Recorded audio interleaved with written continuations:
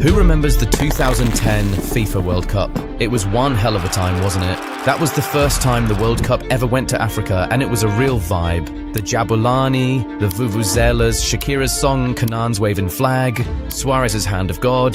There's just a whole lot to remember about that tournament, man. Till today, it is still up there as one of the greatest, most entertaining, and most eventful sporting festivals of all time.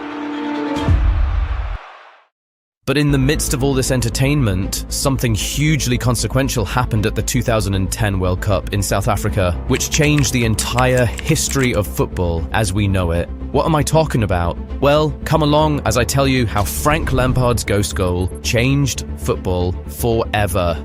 So you see, Germany and England were two of the favourites going into the 2010 World Cup. Everyone expected them to finish top of their respective groups, which would have put them in different paths to the final. And well, Germany did as we expected.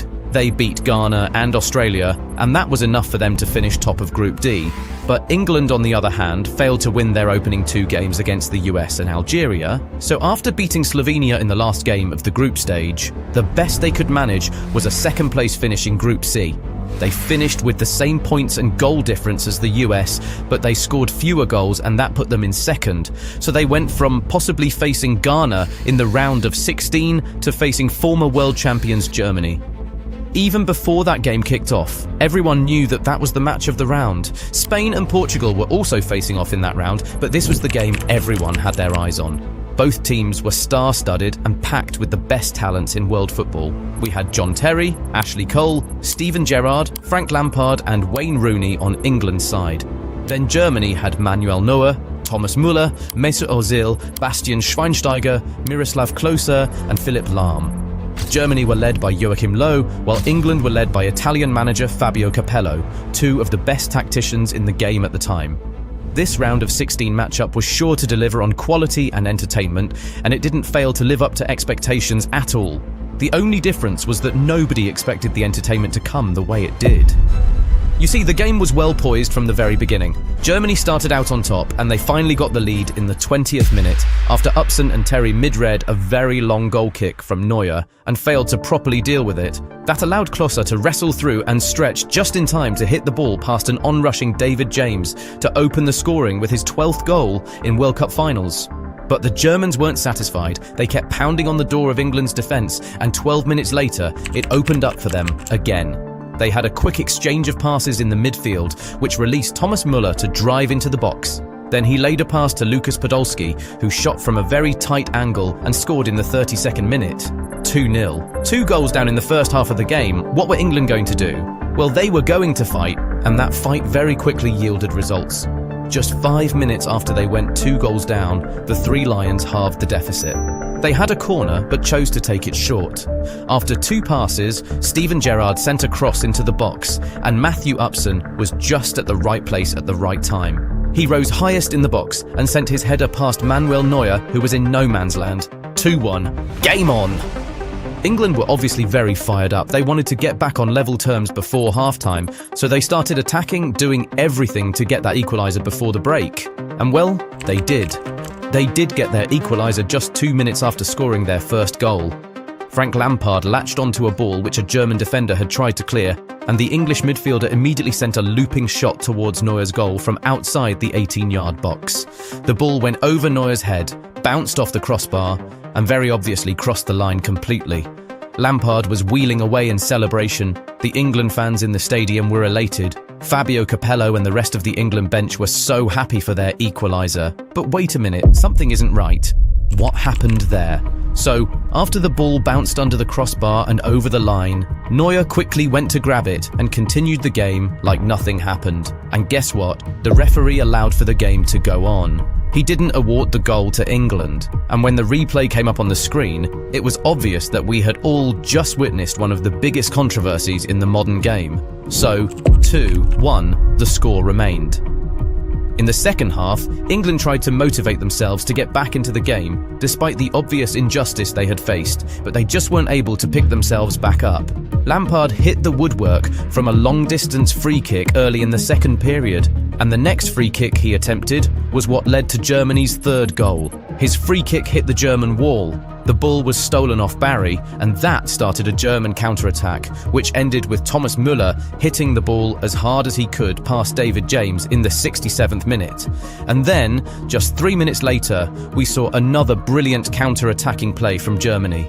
Ozil skipped past Gareth Barry on the left-hand side and drove straight into the box, where he was able to lay a smooth pass to Müller, who scored his second of the day and Germany's fourth. England were beaten 4-1, which meant that the Three Lions failed to reach the quarter-finals of the World Cup for the first time since 1998, but it was so hard to blame them for this loss after what had happened in the first half. Sure, the Germans played some really brilliant counter-attacking football, but the controversy certainly overshadowed the result, and rightfully so. It was so bad that Sepp Blatter, who was FIFA president at the time, had to come out and tender a public apology to England. I'm really sorry. It was very unusual to see the FIFA president apologise to a team, but it was something that needed to be done after England were practically robbed in daylight.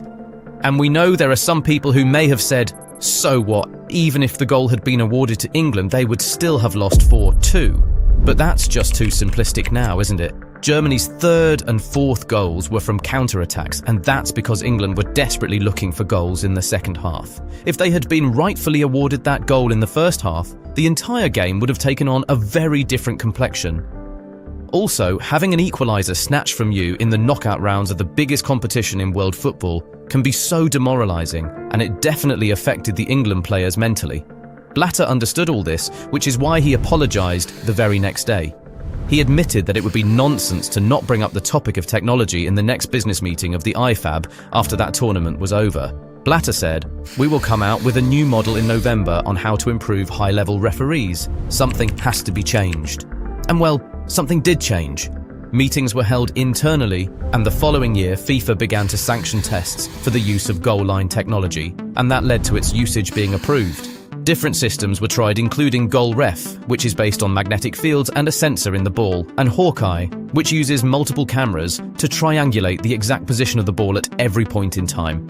These two systems were employed in the 2012 FIFA Club World Cup, which was the first official competition goal line technology was applied.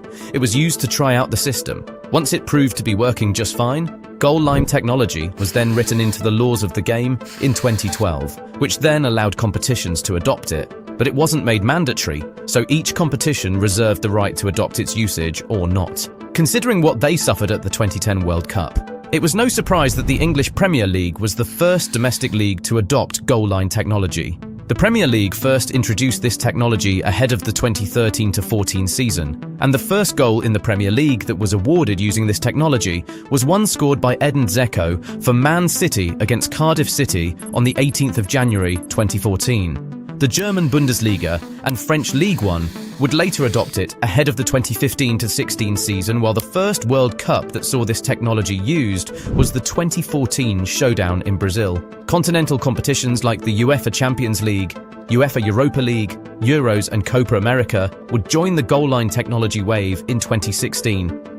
But the Spanish La Liga has still refused to adopt this technology, despite all the top leagues taking it on.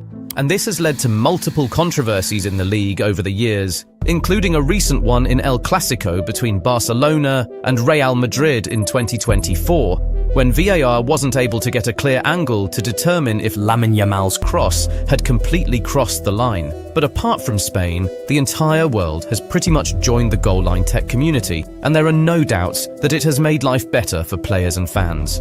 In fact, a similar technology has even been introduced to help referees to detect offsides very quickly. The semi-automated offside technology was implemented successfully in the 2022 World Cup, as well as the 2024 Euros and Copa America.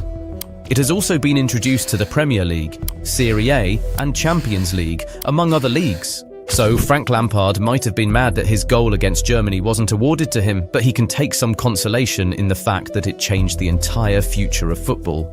And yes, it was actually his goal that forced this change. It is true that the introduction of technology had been discussed prior to the 2010 World Cup, but in March 2010, just 3 months before the kickoff of the World Cup in South Africa, FIFA and IFAB literally voted against the implementation of the technology. But as Blatter himself confessed, Lampard's ghost goal against Germany forced them to reopen those conversations, and 2 years later, the technology was officially approved and introduced into the game. So yeah, Frank Lampard and his unfortunate ghost goal deserve to get a lot of credit for the introduction of goal line technology in the sport right now. But hey, I'm a little curious here, especially for supporters of England. If you could go back in time, would you want Lampard's equalising goal against Germany to be given, which would probably mean no goal line technology till date? Or do you see that as a sacrifice which England, being the home of football, had to make for the betterment of the sport as a whole?